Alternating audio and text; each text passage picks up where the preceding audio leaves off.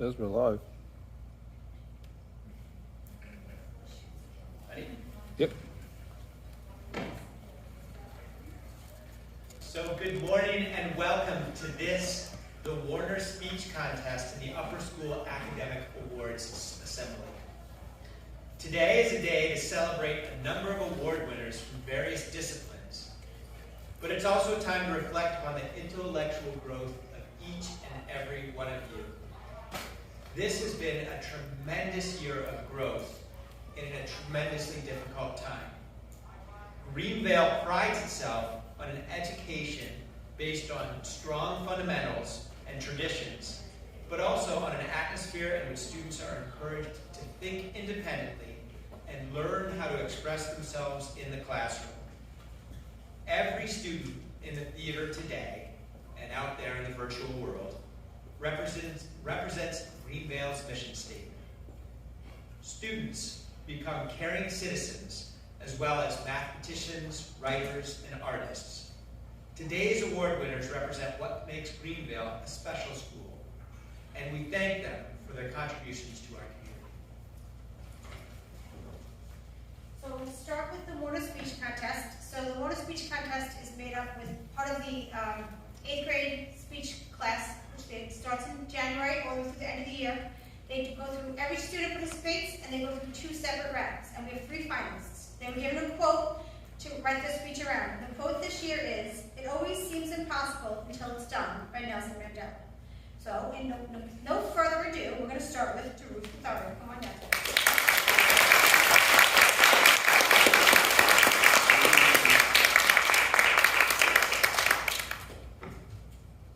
It always seems impossible until it's done. In the spring of 2006, my parents immigrated to America with little money to complete their residency. 1 year prior, June 7th, Al-Qaeda had bombed the London Underground, killing 51. And 5 years prior to that were the events of September 9/11. My parents were immigrating to the United States after people who looked like them, similar to them, had orchestrated terrorist attacks. People were equating them to terrorists because of the color of their skins. They were immigrating to America even though that sometimes the hatred was at its apex against them. The odds were stacked against them. They had to overcome language barriers, cultural barriers, prejudice, toxicity. They don't have the equal amount of opportunities that others did. And these seemed like impossible challenges to overcome, much less to survive them. That the odds were so highly stacked up against them that it was hard to see any type of future. How could they overcome it? My mother and father once told me that hard work, grit, are what propel you to success. They couldn't be more right. Even though they had these challenges stacked up against them, they worked hard. They kept their heads down and just powered through whatever life threw at them. My father got to Columbia University, an Ivy League school with around 80,000 applications and only a 6.12% acceptance rate. My mother helped found one of the top medical schools in the state, run by NYU, while helping impoverished families within Hempstead, which is a notoriously dangerous region. As Nelson Mandela once stated, it's always impossible until it seems done. Whenever we are faced with the impossible, humanity has found a way to persevere, a way to evolve and adapt, a way to do what needs to be done. Look at our history. They said ending slavery was impossible. We've done that. They said going to the moon was impossible. We've done that too. They said giving equal rights and opportunities to all people was impossible. Yet every day we are working to reach that goal. They said we couldn't last through a global pandemic, that we'd be scared, that we wouldn't rise up to the challenge and overcome it with everything we had. Yet here we are in the same theater, sitting to each other and listening at each other, seeing our accomplishments, how far we've all come as a person and as a school together. Now, I want to leave you off with that. In the nature of humanity, we are here to overcome the challenges that life throws at us, not because we have to do it, but because we're willing to do it, because it's the right thing and the thing we have to do. as the old saying goes, when there is a will, there is a way. And I hope that whenever you find a challenge that you want to overcome, as harsh and as impossible as it may seem, that your will always give you a way to do the impossible, because you are able to do the impossible. You have the power within yourself to make a change, not in your life, but just in the lives of others and everyone around you. So thank you very much, and have a great day.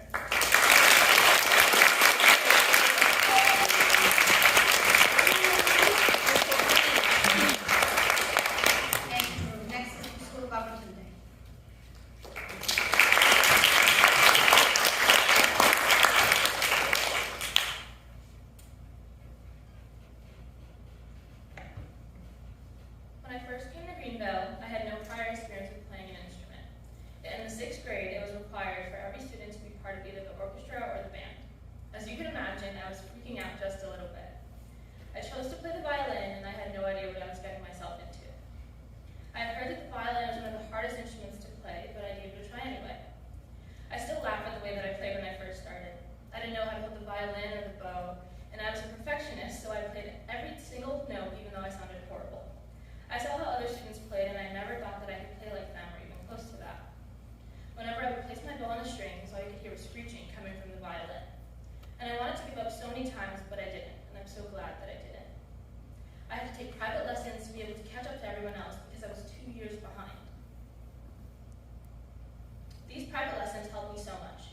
I started to have them twice a week and overtime once a week. Then I improved and had them once every 2 weeks, until I stopped them altogether. I became a first violinist, and I was able to play in concerts that I never thought that I could play in. When my teacher told me that I should play at NYSSMA, which was the New York State School Music Association, I had no idea what he was talking about nor any interest in it. But he told my mom about it, and she encouraged me to just try it. I was never the kind of person who liked to stand in front of judges and be graded, because it was a scary idea for me, but I thought, what do I have to lose? The day of NYSSMA came, and I was shaking so badly. My dad drove me to the high school where so many kids were lined up waiting to showcase their singing, cello playing, trumpet playing, and more. I waited for a couple minutes before my name was called, and I walked into the room, violin and bow in hand. I was told to sight read a piece of music, and then I began playing Minuet 2, which was my NYSSMA piece. In situations like these, I go into what I like to call autopilot mode. My fingers did all the work, but I was not mentally there. I left and said thank you to my judge. When my dad and I got into the car, he told me that that was the best I'd ever played that piece, and I wondered how he knew, and he admitted to have been listening through the door the whole time.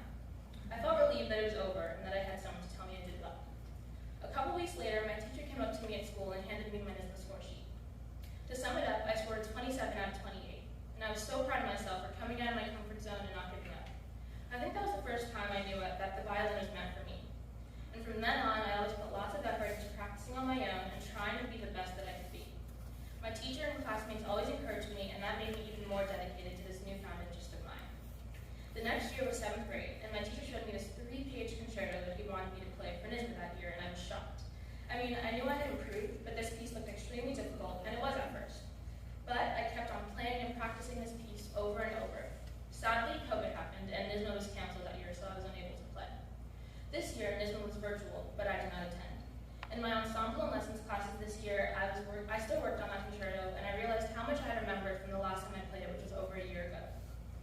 Even though this year I was not playing very much because of COVID guidelines, I know that in high school I would continue to play and learn more about the violin. There were so many times when I did not believe in myself when I should have, and so many opportunities that I could have missed.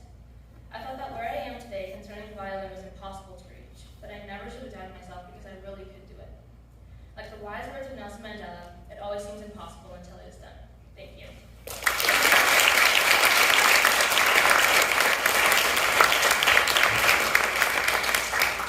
And our final contestant, CC Sun.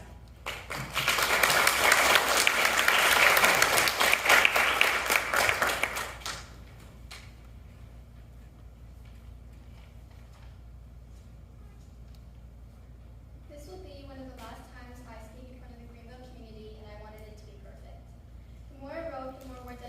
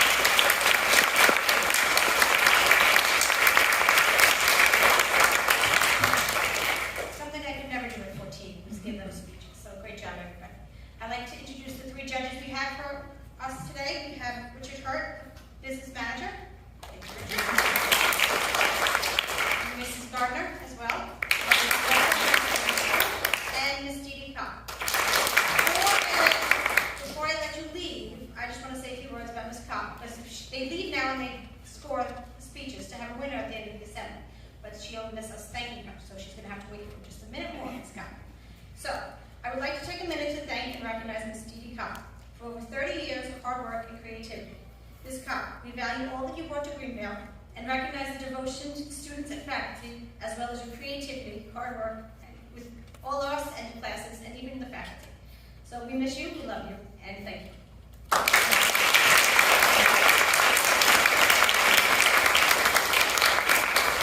do you make me cry again? Did you have this coming? Thank you. Okay, I also want to recognize and thank Miss Lizzie Wright, who's also leaving us this year. Ms. Wright is moving on to Greenville. Ms. Wright, I'd like to thank you for your talent, your love of art, and the love of your students. We will all greatly miss you. Your generosity and commitment to Greenville is appreciated. We're grateful for all of your years of service that you spent with us. Please visit, we'll miss you. I know it's been a pleasure.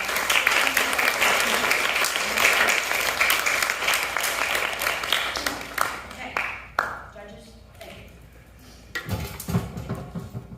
So before we start the awards, I just want to congratulate all of you and tell you how proud I am of all of you. This time last year, I didn't think we'd be here. I'm really excited that you all made it through the year and how hard you worked and followed all the rules and all of the 6 feet and all the crazy things. But you mean a lot to all of us, and we're proud of you and we're grateful. So good job, everyone, students in the professional world.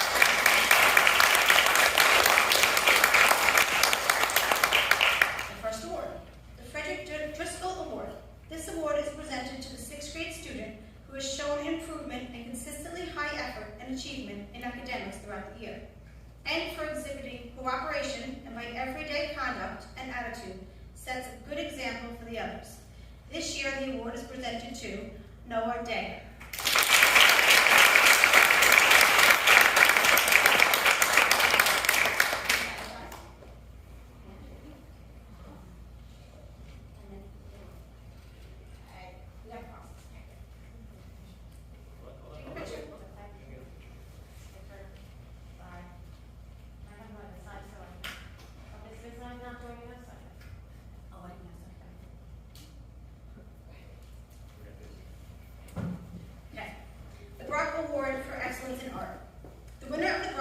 Was chosen by Ms. Dee Dee Kopp, upper school art teacher, and is given to a graduate who truly excels in art. This year, the award is given to Brooke Lane Hogan.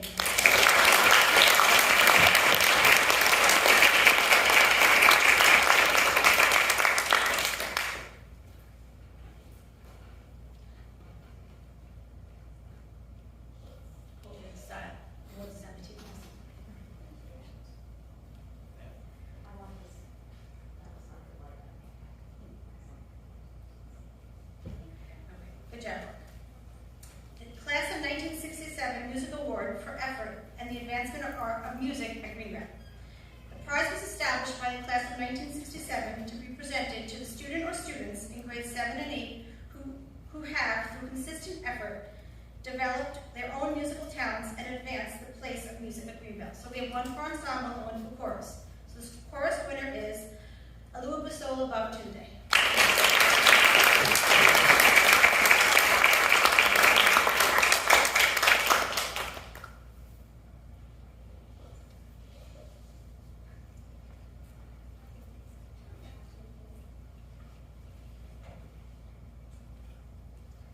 And ensemble, Dhruv Tarushathar.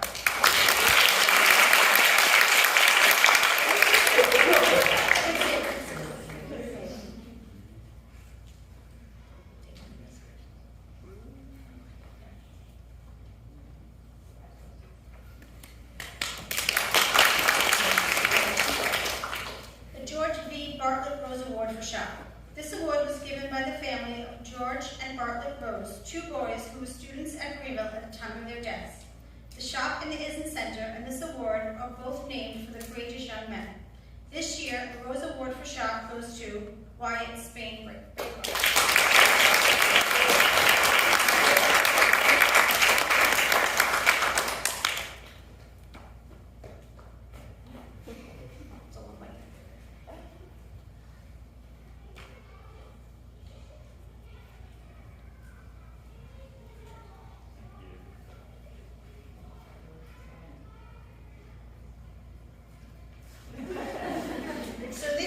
Because last year's boat race didn't happen, we have a 6th grade student receiving an award that's a little different this year. We'd like to take time to present a new award in honor of Linda Gardner, who is retiring after 43 years of service. The Gardner Award for Craftsmanship.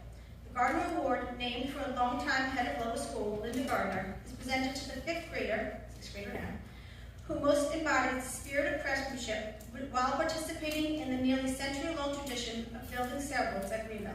This student is motivated, demonstrates attention to detail, and has an aptitude for following directions, while also appreciating both the journey and the destination. This year, the Gardner Award goes to Sienna Edgar.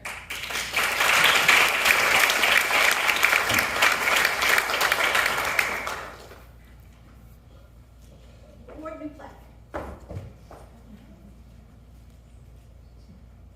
So fifth grade,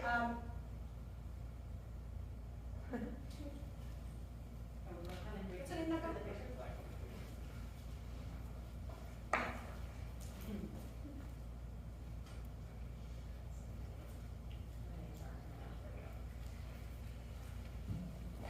Okay. The Cheryl L. Webb Girls Athletic Award. This award, which has been endowed by Wendy Havens, 71, and their daughters Kim Cushney, 99, and Lily Havens, 07, is given to honor Cheryl Webb, teacher, coach, and athletic director for over 48 years of extraordinary dedication to the Greenville School in the field of athletics. The award is given to a graduating female athlete in the 8th grade who not only possesses outstanding skills, but also demonstrates the spirit of excellence, the qualities of leadership, and the passion to play at her highest level. This year, the award goes to Cameron Lee Daly.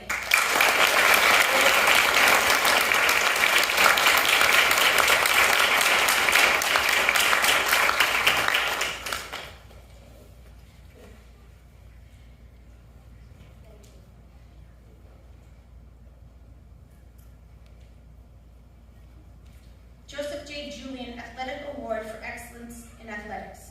The Parents Association and the Greenville School have jointly endowed this prize so that Mr. Julian's outstanding service and devotion to the school as coach and athletic director may be remembered through the years.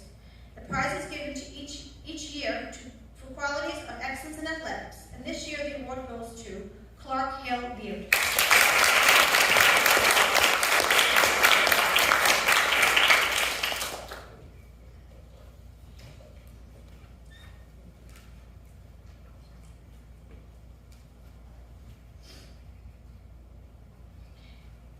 Marguerite K. Wheeler Award for Mathematics.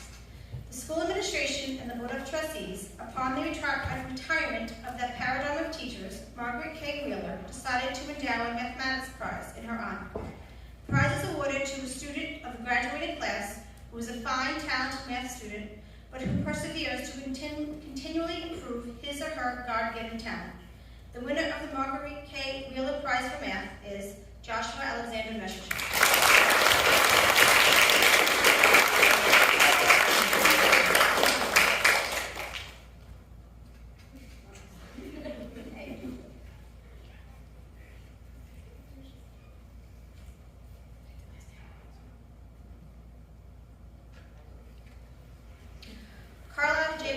Junior History Award. The Parents Association endowed this award in 1994 in tribute to Mr. Koash's 20-year tenure at the Greenville School, both as a respected headmaster and an inspirational history instructor.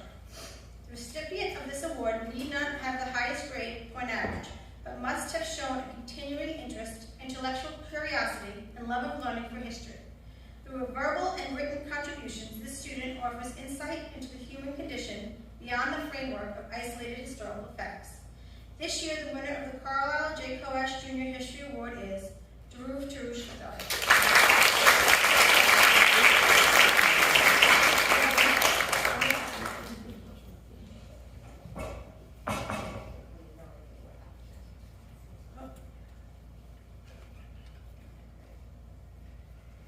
The John Patrick Barry Science Award.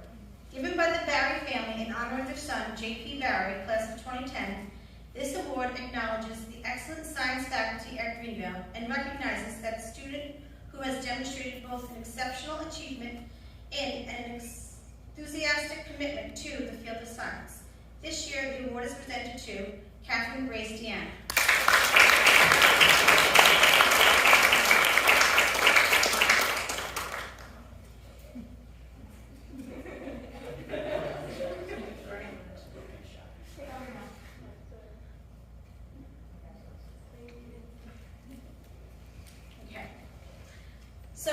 with report cards coming out, you get cards in the mail if you get headmasters and high honors. So at this awards assembly, what we do is we acknowledge the students that the last 2 semesters received headmasters 1 and high honors. So if I call your name, even in the classroom, please stand and we'll applaud you. Wait till the end of each grade level, please. So for 8th grade, Usula Babatunde, Joy Biondi, you can stand for me. There you go. Usula Joy Biondi, Matthias Cushman, Katie Deanna, Georgia Dorian, Brooke Hogan, Drew Cathari, Joshua Meshachar, Ellie Miles, Cece Saad, and Alika Smith.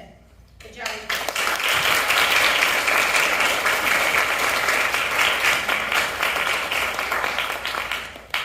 Seventh grade students.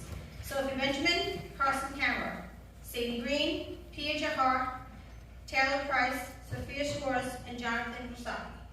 They're not here, but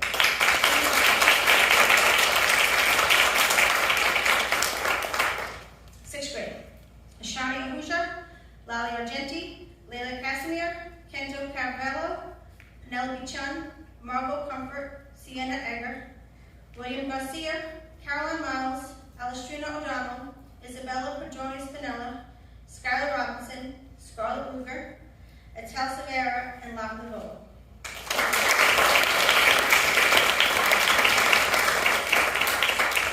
Good job. Okay, a few more awards. The Ruth E. Deacon Bowl for 6th grade highest average. The bowl is presented each year to the boy and girl in Class 6 who has achieved the highest academic average.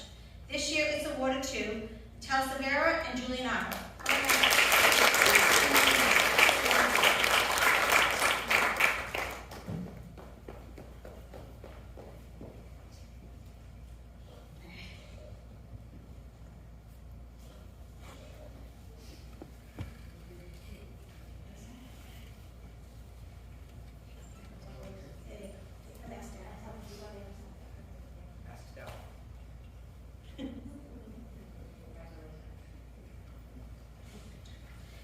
Stockholm Bowl for highest academic average.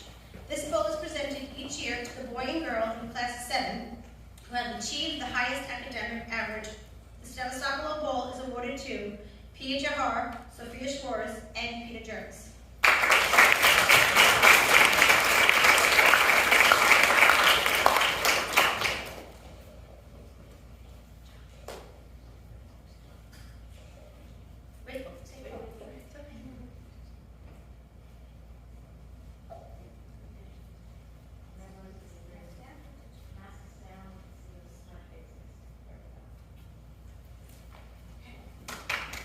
John C. Green Bowl for the highest academic average in Class 8.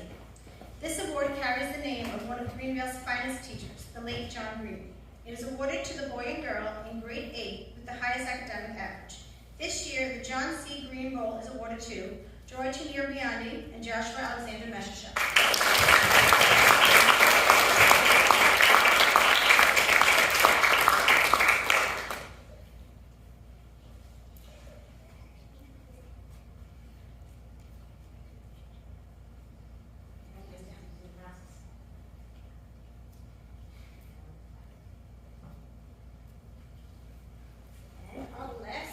Award goes to the winner of the Warner Speech Contest. So the judges, the results are just in.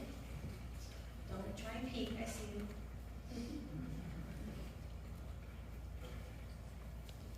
This is very dramatic, I get some music. And the winner of the speech contest is Tarush.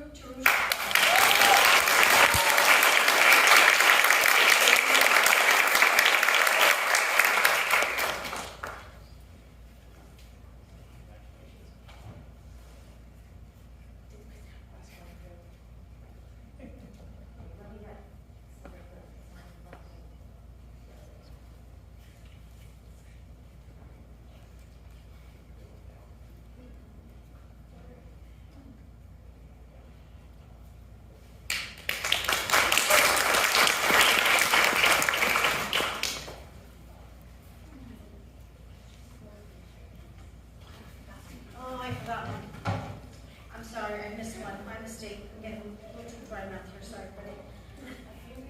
No, here it is. John A. Cosentino Drama Award. I went right to the next page. I apologize, everybody. This year's winner exhibited a fine sense of combining natural talent, suggestions given during rehearsals to refine their acting skills, and thus adding immeasurably to the success of the upper school play.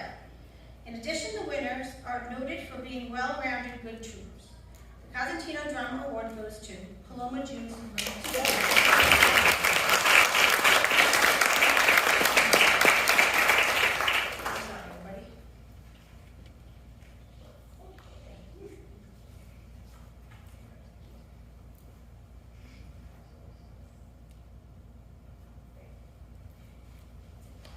Sorry about that.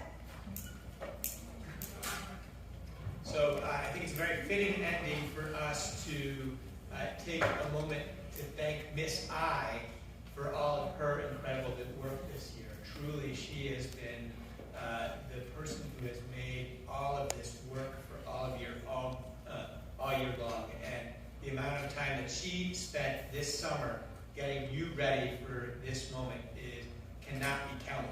Literally, I don't even think Miss I could do that math. There were so many numbers involved. So let's give Miss I a huge round of applause.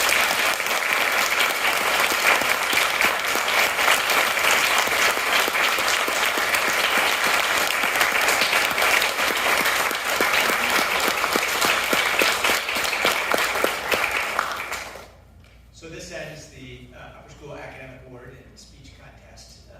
Thank you all for joining us virtually, and thank you all 8th graders and others that are in the room with me right now. It has been a remarkable experience. It feels great to be here in the theater. Even though my hands are utterly dry from having so much hand sanitizer on them, I'm prepared for that again tomorrow. We're looking forward to a huge celebration of each and every one of you tomorrow for graduation.